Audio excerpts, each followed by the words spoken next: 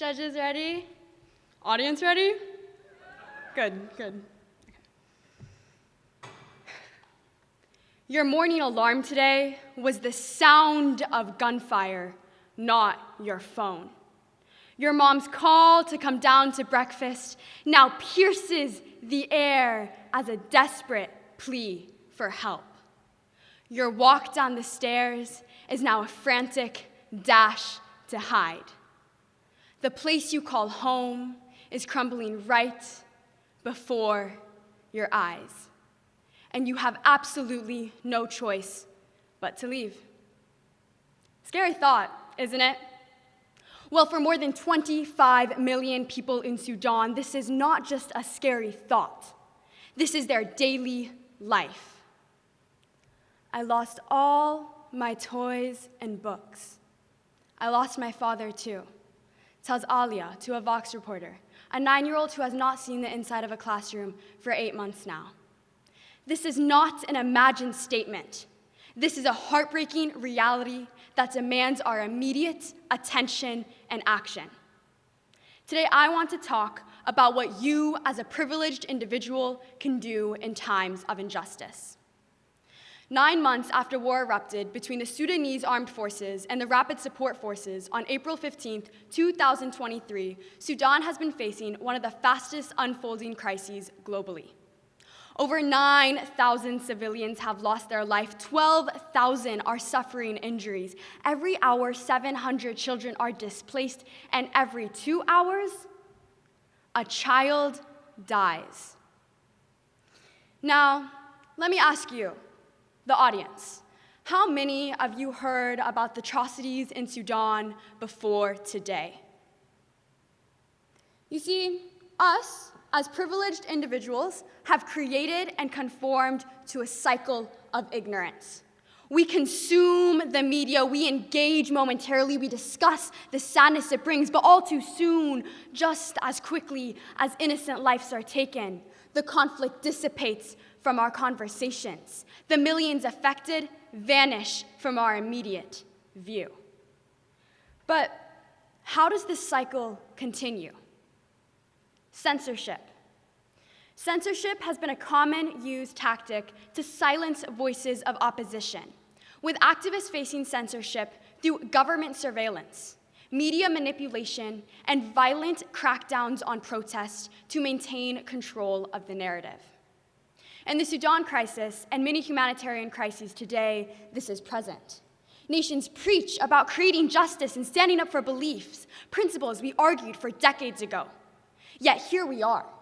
In the past month alone, there have been 11 New York Times articles about Barbie versus Oppenheimer, and a record number of 2 about the conflict in Sudan. There has been more chatter about who was going to win the Super Bowl than how to help 7 million children displaced at this very moment.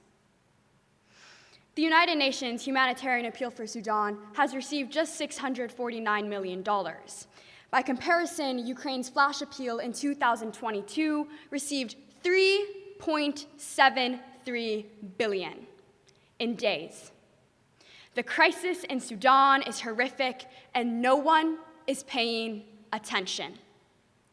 A recurring pattern is evident in the international response to crises, where nations with predominantly Muslim communities and people of color receive significantly less attention and assistance.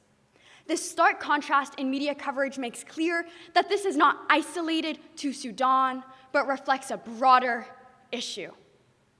However, you, as a privileged individual, hold significant responsibility in driving social change. So what are 3 simple things you can do as soon as today to make a difference? Number 1, educate yourself. Take the time to learn about current global conflicts and actively address and recognize personal bias. For example, I began to find that I can use my time scrolling through social media a lot more effectively.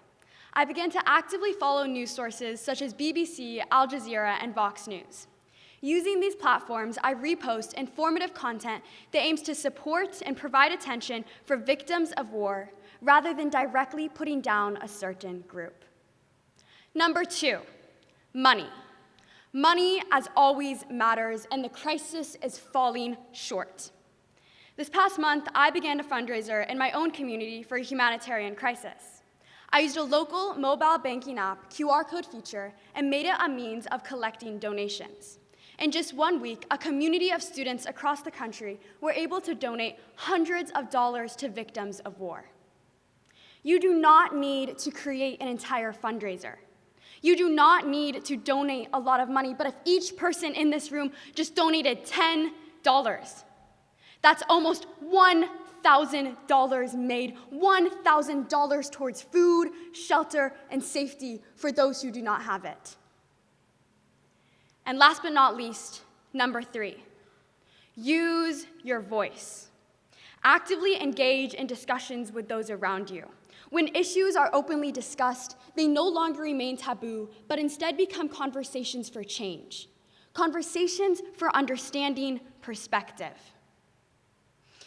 Lastly, I want you to understand that this applies to more than just this conflict. After each conflict, the world goes never again, but again is happening now. What happened to the voices of Afghanistan, the wars in Ethiopia, the Syrian refugees, the Hong Kong protests, the Muslim minorities in Myanmar, the children of Yemen, the innocent victims in the Middle East? The list goes on and on and on and on. Families are being eradicated now. Children are dying now. There is no waiting until the war is over. And wait. 4, 3, 2, 1. That was almost 7 minutes. 82 children have lost their homes. In 53 minutes, 700 children will have been displaced. To us, these are just names in the news, numbers on a poll. But to someone else, that life was a daughter, a son, a brother, a sister, a child. Do not stay silent just because it doesn't directly affect you.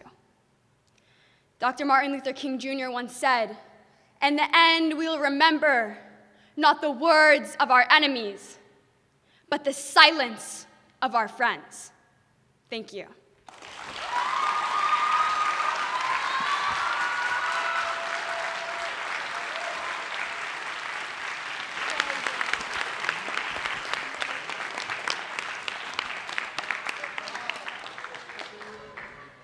Judges, the time